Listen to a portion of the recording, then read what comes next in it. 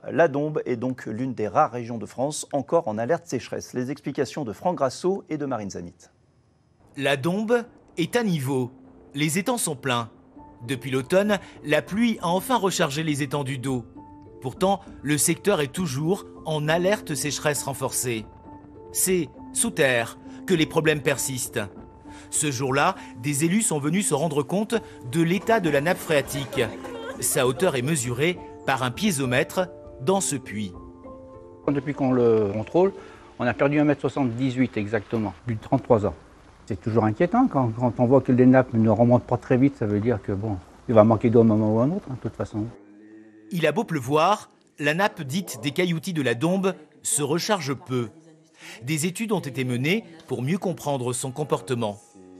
La nappe est recouverte par plus de 30 mètres de formation dite morainique, qui est une forme de ciment, enfin de conglomérat de matière argileuse avec un peu de cailloux. Mais voilà, il faut comprendre que l'eau a beaucoup de difficultés à s'infiltrer en profondeur. Dans la Dombe, le sol n'est pas uniforme. Par endroits, l'eau met beaucoup de temps à pénétrer. Et les périodes de sécheresse accentuent l'imperméabilité. L'alimentation de la nappe est donc réduite. L'enjeu, c'est de savoir qu'est-ce qu'on peut faire aujourd'hui pour limiter les pressions sur cette ressource qui, a priori, aura de plus en plus de mal à se reconstituer dans un contexte où, malheureusement, le thermomètre va continuer à grimper.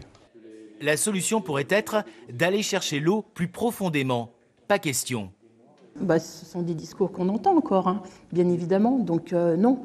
Enfin, moi, je pars de ce postulat-là en disant non, on a une ressource, certes, qui est difficile à recharger, mais en tout cas, on doit faire des efforts pour la garder. Il faut donc, encore et toujours, travailler sur l'attitude des usagers. Là, c'est plus compliqué quand il y a de l'eau partout. Dès qu'il pleut, les fossés courent, c'est gorgé d'eau en surface. Et oui, ils ne peuvent pas comprendre que dessous, il n'y en a pas. Et donc, c'est encore plus difficile à expliquer. L'été dernier, certains syndicats des eaux ont dû se connecter à des réseaux voisins pour répondre aux besoins de la population.